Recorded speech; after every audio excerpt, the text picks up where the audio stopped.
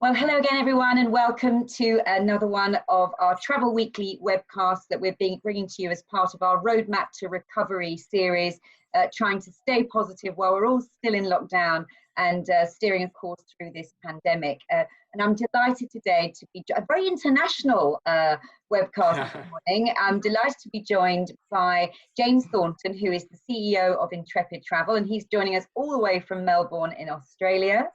So hello, James. Hi, everyone. And also Zina Bencheikh, who is the Managing Director of Europe, Middle East and Africa for Intrepid. And she joins us from Marrakesh in Morocco. So hi, Zina. Hi, everyone.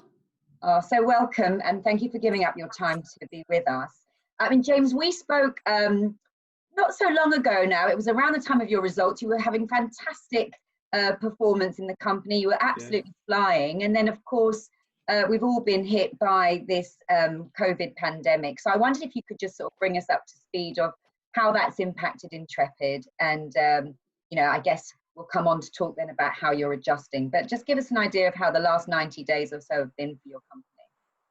For sure, Lucy. Yeah, absolutely. It seems like a lifetime ago since we were talking, doesn't it? We've just come off a record 2019, our fourth record financial year of top line growth and bottom line profits. January was our biggest bookings month in our history. We exceeded 55 million Aussie dollars in sales for the first month in our history. And yet 6 weeks later, we had suspended global operations for the first time in our 31-year history. We suspended on the 15th of March. And a couple of weeks after that, we were faced with basically zero revenue coming into the organization. So it was just, the pace of change was unlike nothing any of us have seen. And we kept talking about how we'd, managed through SARS and the like and come out the other side fine in global financial crisis. But the scale of what hit us was like nothing we'd seen before. We had 3,500 customers that we had to relocate and repatriate back home, which was our number one priority. Second priority then was ultimately trying to reduce our cost base. We moved pretty quickly and unfortunately removed 343 roles out of our 1,100 office-based staff in the organisation to try and manage that cost base, given that we had limited revenue. We then moved on to the refund piece and trying to focus customers to try and get them rebooked. We had to suspend trips for 55,000 passengers. So trying to encourage those 55,000 passengers to take credit notes rather than the refunds. And then probably over the course of the last 6 weeks, we've probably moved out of pure crisis mode, if you like, and moved more into two phases. Really, one is hibernation type mode. So really hibernating the business. And then the second thing is reimagining Intrepid. So accelerating points in our strategic plan, like the launch of our domestic and local travel program, which has gone live this morning, as ways of things we've always wanted to do that we've just been able to try and accelerate a bit quicker. Okay, I want to come on to that. Obviously, we want to talk about how you're moving forward. But just give us an idea. You said you were trying to encourage people to take the credit notes for future travel rather than refund. Were you quite successful there? Have you managed to save a number of those bookings? Yeah, absolutely. So I can tell you the exact stats. So we had 55,000 customers booked. As at today, or as at this morning, I get a daily report. We had 4,221 customers have asked for refunds. So at this point, we've maintained over 90% of our bookings in travel credits. Now, clearly, time will tell if we continue to be successful with that because, as borders remain shut. But the sooner we can get people back traveling again, hopefully that we can start to get people rebooked onto future travel plans. Yeah, and let's just talk about that because obviously you are a global business. You operate in, you're talking there about your offices all around the globe.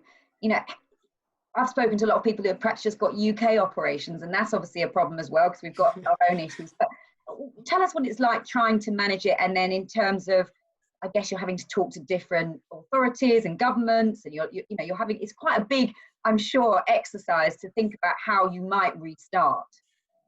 Yeah, absolutely. So I suppose at the moment, in terms of restarting, we're taking two kind of key focuses. One is the safety being our biggest priority.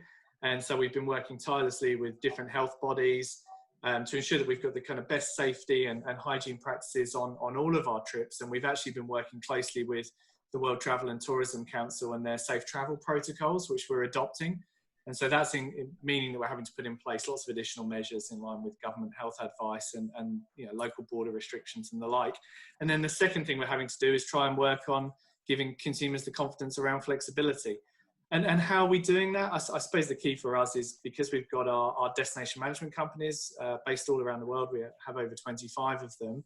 Having those people on ground, local people who can run and operate and deal with the local authorities, and not having to do that all from a head office base in Melbourne, hopefully helps us get a bit of competitive advantage in terms of trying to get things up and running as soon as we possibly can. But there's a huge amount of complications to try and work through, as the colour in my beard shows. Yeah, a logistical nightmare, absolutely. Let's bring Zina in. Obviously, you look after lots of different markets, Zina. So, and I know previously it was sort of Morocco and then it widened out, but give us an idea of how different markets have reacted. Has it been, has it been fairly uniform, or have you seen different reactions in different places that you oversee? Yeah, I guess it's interesting. It's an interesting question, because what I used to do before was not really looking after markets, but more about destinations in the same region. So that was really, I think, confusing for many people. But when I used to look after Europe, Middle East and North Africa in my previous role, it was really on the destination side and operation side rather than markets.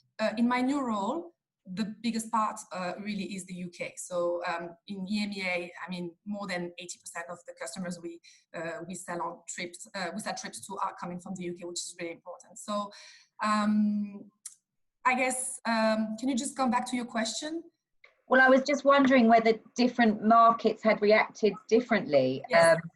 Just in terms, I mean, I don't, your customers, one assumes they're quite adventurous and, perhaps they're a bit more resilient, but I didn't know whether there was any sort of difference across the different nationalities.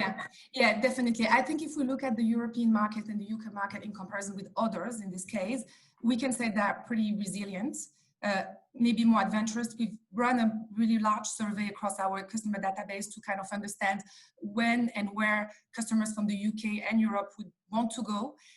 And we were really surprised with the return, because we had over 80%, I think it was 87% of our UK customers saying that they will travel in 2020, although maybe more closer to home than, on a long haul flight to a faraway destination. So this is something that we found maybe that is a bit different from maybe what happens in Australia, I assume. So we see that there is some kind of resilience from this market and some really strong really willingness to as soon as we can get out there and go visit again, either really locally, domestically, but also closer to home destination. And I think Europe is probably the destination in this in the world that is the one that attracts the most people from the UK at the moment. Okay. Well, look, we keep skirting around it. You've both mentioned it. You're talking about this sort of closer to home, and James, you mentioned you launched this new product this morning. So let's just talk about that quickly before we come back onto other things that you've done. But you have launched this new brand, or sub-brand, I guess, Intrepid Retreats, about traveling closer to home. So Zina, do you want to tell us a little bit more about that? And I guess it's on the back of this research that you did, is it? For sure, yeah, it is. The reality is that, as James mentioned originally, we are accelerating in this kind of hibernation period some of the projects we had for a long time, and one of them was domestic. So it's been a while that we did think about the fact that we are globally implemented, we have our own range of DMCs. Why are we looking into creating trips for the domestic markets wherever we have a presence? So this is something that we really wanted to do anyway. We also had discussions in the past about our trips, in destinations like Europe, for example, really fitting the market needs from a UK perspective, for example. Are they long enough, short enough? Are they what the UK people want to do? And I think what happened with COVID is that we really found a really good reason to fast track this strategy and develop a brand new range of product. It's not recycling old product, it's really creating them from scratch that we know will be very attractive and appealing in the short term, that really fit into a long-term type of strategy for us. So to talk about them in more details, maybe, we've created a new range, a new theme, as we say. We have different themes from 18 to 29 to cycling or active. This one is a retreat theme, and all the trips are that we are offering in this region and in the UK, obviously, where we have the largest number, are all very short length, from 3 to 5 days, one destination at a time, one hand-picked accommodation, locally owned, with all sorts of activities and experiences that we would find in a normal Intrepid trip, but around that one location. So this is the kind of general idea. It's what we call low paced travel, a bit more like immersive as we do, but less shorter, obviously, and probably much more suitable to what the UK people would be. And suitable for everyone, like, you know, families and couples or single travelers. Would it suit everyone? And also give us an idea. I know you've got something in Cornwall, something in the Lake District in Scotland. So explain a little bit more. Completely. So there are some trips in this range that are really more active than others. And so we will really make it clear, but we can also do teenager cycling trips in places like in, you know, Lake District or Peak District. We're just maybe going to do them more on a tailor-made basis. So they are adaptable and suitable for all type of customers. I think if I can give a couple of examples that really reflects the whole range on the UK example, we designed a trip in Suffolk, which is not an area that, you know, I guess a lot of people would know. I personally don't know. I'm probably going to go visit, but it came as an idea from one of our local staff. We found that we've got local leaders that came from this area. We found amazing locally owned yurts, comfort type of place where we can stay with some, you know, really nice foodie and wine experiences, much more relaxing pace than a very active type of trips that we can do maybe in the Lake District. The Cornwall one will be more as a wellness yoga type of retreat. It's beach, so it's you know, it would be more suitable for people who really are looking for you know, resting and just having a couple of days of you know, disconnecting and have a feeling of, you know, there's still possible to have a summer holiday in the UK. Yeah, and just on that point, when are they going to be available from? I mean, toward the end of July. We've got the first departure around the 24th of July. Okay, great. And then James, sorry, Zina. Sorry, carry on. I was just saying it will be phased, so not everything is starting at the end. It's just really phased depending on how the borders are maybe going to reopen and be able to send people overseas. Okay. And in terms of the rest of the program then, James, when do you think I mean, I know it's a crystal ball, but I mean, how far out have you cancelled operations so far, and when are you sort of thinking or targeting that you might be able to start again? I guess it would be different in different destinations. Yeah, we've actually contradicted ourselves to an extent, Lucy, because global operations have been suspended until the 30th of September, and we took that decision probably around mid-May to make that length of extension. But obviously now we're starting to open up by operating the local travel itineraries, like Zina said, from the end of July. And equally, our Urban Adventures Day Tour brand will start operating again from the start of July too. So I guess on the local type products, we're going to start operating sooner than that 30th of September trip suspension. At this stage, we don't know what we're doing beyond the start of October. I think what we're seeing is a kind of two-tier type recovery. And I say that as an operator that sells globally. I think the reality is borders in Australia and New Zealand will stay closed at least through until the rest of this calendar year, perhaps into early 2021. But we're seeing the opportunity to get UK, European, North American travellers travelling onto our worldwide product range perhaps sooner than that. So hopefully we can get some trips operating in Q4, so from October onwards, but obviously we'll have to wait and see, which is why we're trying to focus around this launch of the local product. And it looks, I mean, look, everything we hear about in the news is people, you know, perhaps, you know, staying in the UK to go on holiday. So it's not a silly idea at all. And some of the trips I've had a look, they look fantastic. Just in terms of, you know, you talked about adjusting your business and you said you're focusing on health and safety and flexibility, but can you give us an idea of what you're doing in terms of, sort of the real operational side of things? Because, you know, going on a group tour, by the very, you know, the nature of that is you're being put with other people. You're often going to be, I guess, in sort of vehicles in combined spaces. You're all staying together in certain accommodations. So how is that going to work, you know, for the sort of venture touring industry going forward? Yeah, it's going to be definitely challenging. I mean, I'll give you a quick snapshot, but Zina's definitely the best person to talk to, given her operating experience. Safety is our biggest priority. Got to work tirelessly with the health bodies and the local governments to ensure that we do have the right safety and hygiene practices on all the trips. Practically, I think that means additional measures in place. Additional measures, enhanced sanitation, contactless technology solutions, physical distancing across types of accommodation, and transport where we can. Does it mean we have to use less local transport and use more of our own public transport, more of our own chartered transport? It may. We're investigating that now. The way in which we have meals, lots of our meals are in local restaurants. And then obviously making sure that the people are comfortable pre-trip and also on trip in terms of their health and well-being. So it's an enormous amount for us to work through. And like I said, we're trying to work closely with WTTC who've got this safe travels protocol to give us the best guidance. But perhaps Zina can add to that because she's got far more experience than I do. Yeah, I guess what we're doing concretely at the moment, especially in line with these trips that we are going to operate very soon, is that we've been through a risk assessment of every single one of them. We've selected suppliers that we work with for a long time. We haven't selected necessary people that we will not be able to work with closely, because we need to run training with these suppliers. We need to be able to trust them, to trust that what they say they will be doing and applying will actually really happen. We are training leaders as well, so we've developed modules to specifically train our leaders, as we train our leaders on all other health and safety topics and issues. So those are maybe the key things. So obviously, in addition to having the guidelines and making sure that not only we apply what's in the WTTC guidelines, endorsed guidelines, but also what are the local governments doing. So for example, if we would start running trips in Vietnam, we know that, and in Morocco actually, it's mandatory to wear a mask in public. So we will have to provide that, or make sure that customers bring their mask before and they're informed of that. So it's really going into the details of what's happening in each country, looking at the community transmission rates and the risk and all of these things. But one of the really major key points for us is that we have a tour leader on our trips that is the eye of our company on the ground. So if an incident happens, if a measure is not implemented properly, if a restaurant is not having the hand sanitizer at the entrance as we have in our guideline, then probably he will change the restaurant, or he will ask for it, and they will then report back to us. So it's I think this is, once we think about group travel and we think that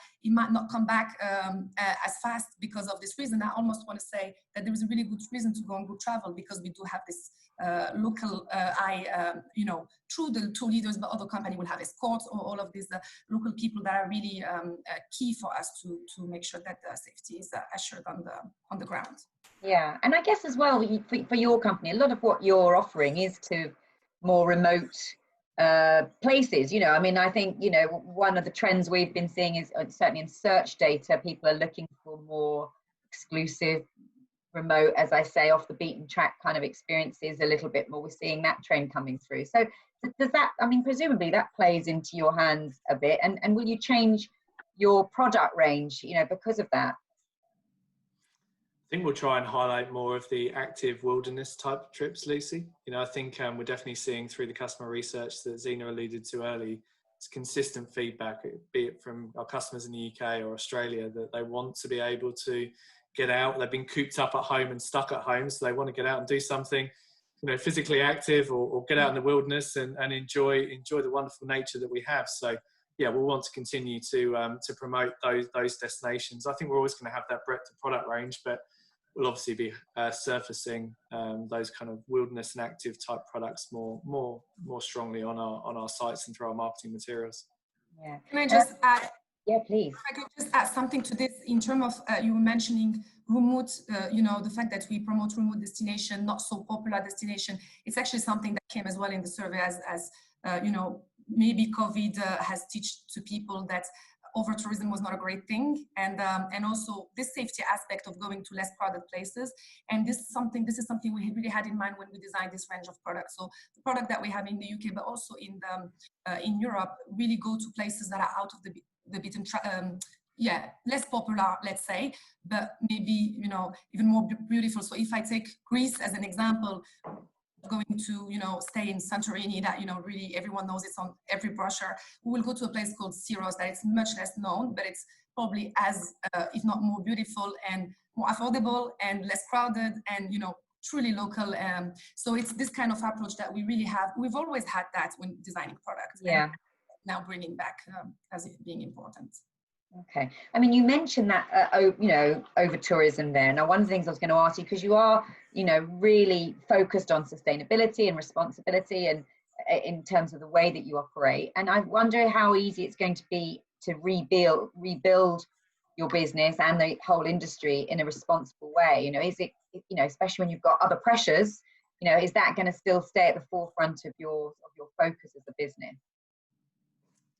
It will, Lucy, because we've been doing it for 31 years, and so it's not like we have to try and start doing it again or reinvent it. You know, often I was talking to someone earlier and they said, surely you'll almost have to sacrifice a responsible approach because you'll just need to get people traveling back. And I think people are missing the point, because the reason people will come back and travel with us is because they want to travel in a responsible and sustainable manner. And you know, so for us, we see it as a competitive advantage, and it's a key USP of why people travel with us, particularly why people repeat travel with us. So, you know, we want to rebuild responsibly and encourage the travel industry to do it. We'll be advocating for net zero emissions. We'll be advocating for the ending of exploitative wildlife tourism, for empowering communities and our value chain, trying to establish continued stronger governance and compliance. And we'll try and do these initiatives in partnership with key NGOs or key tourism organisations, to help provide a low barrier and easy way for other travel companies also to adopt more sustainable and ethical practices. So yeah, we'll keep doing it because we see it. Sorry, James, I was going to say, do you think it will actually lead, clearly then you're going to stay on that course, but do you think it will lead to, you know, other people in the travel industry to behave or to become more sustainable? Because as Zina's point, you know, people have perhaps realised that over-tourism wasn't a good thing. They've had a chance to sort of get off the treadmill, take a step back, think about what's important. So I wonder if you think it might lead a bit of a charge in that area from other parts of the sector. I think so, Lucy, because if you go back to just pre-COVID, and it's definitely, maybe it's an Australian context here, but as an avid English person, I'm on BBC News every day. And, you know, we were struck by the most terrible bushfires down here in this part of the world. And it really devastated southern eastern states at a scale we'd never seen before. And it was an all too real reminder that climate change was on our doorstep. And so, you know, go on BBC News pre-COVID and 5-6 leading stories would be linked to climate. So I just don't see that going away. And there's a certain irony, isn't there, that if one thing COVID has done is where population or life is at risk, it has stopped the world. And we've had to stay at home and it's stopped the world. And until there's a vaccine, we won't leave again.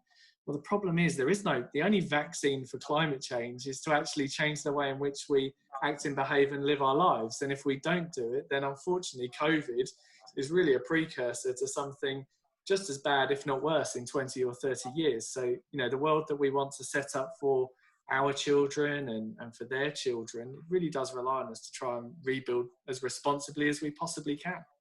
Yeah, I hope that happens. I'm conscious of time and I want to get on to sort of the UK market and, you know, how you've been keeping in touch with the trade, you know, the big part of your business, the UK agents. What have you been doing, or what have you been focusing on, you know, while everybody else has been planning how you're going to come back, but I presume you've still been engaged with your trade partners. Yeah, for sure. I guess, well, it was a really interesting time for me to start in this role. I wish I was in the UK and be able to, you know, travel and meet with all of these partners. Now I'm very lucky for the team that I have, and we've stayed really connected no matter where we are. We've just appointed or confirmed Jo Reeve as the head of our industry sales, and her with her team of PGMs, Partnership Growth Managers, have done a great job to, I will say, first recognize the work that agents have done and the struggle that they've been through in the past couple of months, because it's been hard for everyone. It's probably been very hard for them, or more or harder. So it's been great to see that, you know, they've been really supportive to us throughout the rebooking process, throughout, you know, before that, even the cancellations, when, you know, the amount of cancellations were really exceeding the bookings and all. When a UK agent did have a customer that was demanding a refund rather than taking a credit note, were you able to pay those refunds in a timely fashion? Because I know we had lots of agents that were quite, you know, caught in the middle really, because they didn't have the money to give back to people in many cases. But were you able to do that? It took us a bit of time to adjust, because the beginning there was just everything to do in the same time, from the operations to safeguarding the business to deal with the cancellations. So we got to a point where we started to do it, and at the moment we really have no more backlog. We got really good feedback. We really strengthened our partnerships with our travel agent partner. Thanks, I want to say, to the work and how we've worked really hand in hand during this period. So that was really, really good and important. I think in addition to this, we also wanted to recognize that during lockdown, and especially now, we're getting more into a period where agents are maybe less busy, you know, and really think of different ways and more innovative way to engage them with us, with our brand, with our type of product, and using our community Facebook page. We've launched a lot of, you know, live Q&A with some of our operations team.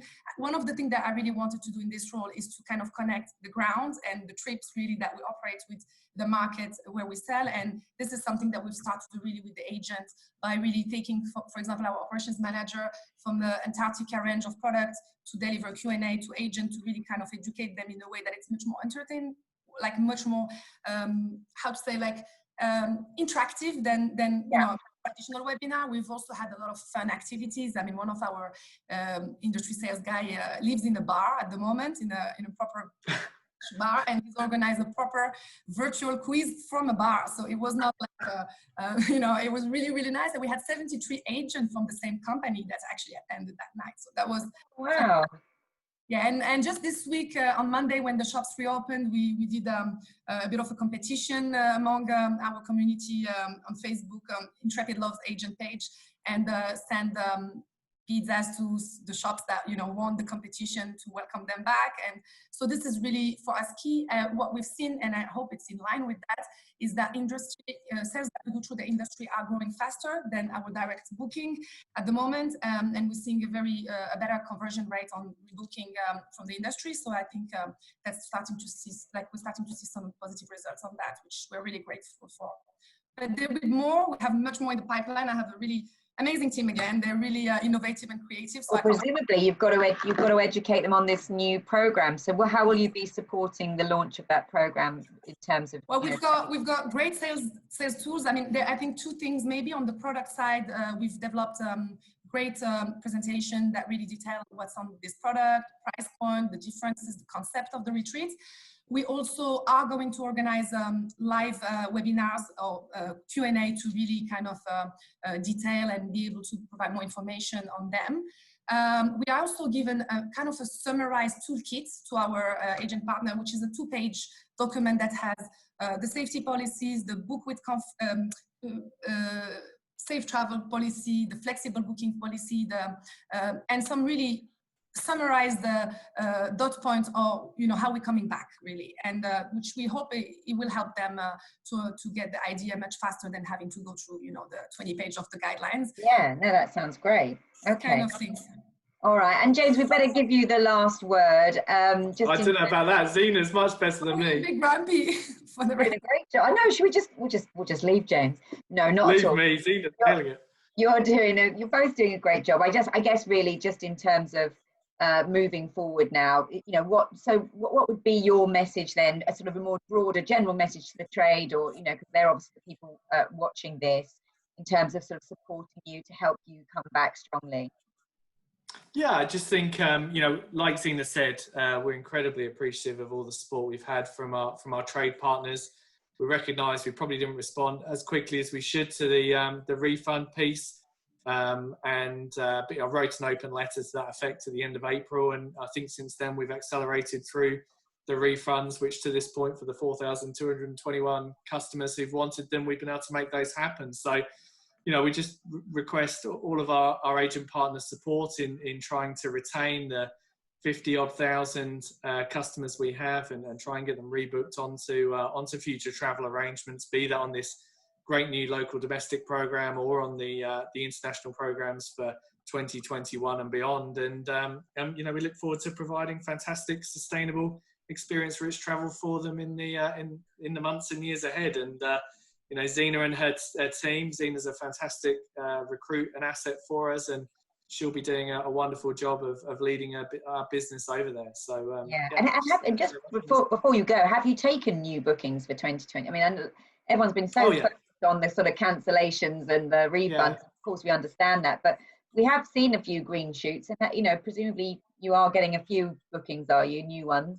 Yeah, we are. So April was 98% down year on year, and May was 89% down year on year. And the bookings we are seeing come through are predominantly into 2021, and really from that kind of Easter period onwards. Yeah. So what we're really seeing this renewed sentiment that people are willing to travel from that kind of Easter period onwards. So, yeah, that's obviously where lots of the time and energy is. And is there are there any trends in where they're booking? Or yeah, particularly to those outdoor type destinations, Antarctica, Galapagos, Peru. Have all been pretty popular in terms of destinations, and particularly that kind of cycling, active walking, climbing type program. Okay, all right. Well, listen, I'm so grateful for your time. We've come to about half an hour, and you know, it's been really interesting to hear what you're doing. And Zina, fantastic to meet you. And as James has already pointed out, you feel like you've got lots of energy, and I'm sure it's going to be really well received in the UK market. So eventually, when you can come over here, we look forward to meeting you in person. And I'm sure all the agents would be pleased to do that as well. But thank you so much to Zina and to James from Intrepid. Thank you so much for having us. Perfect. Thank you, Lucy. Appreciate your support.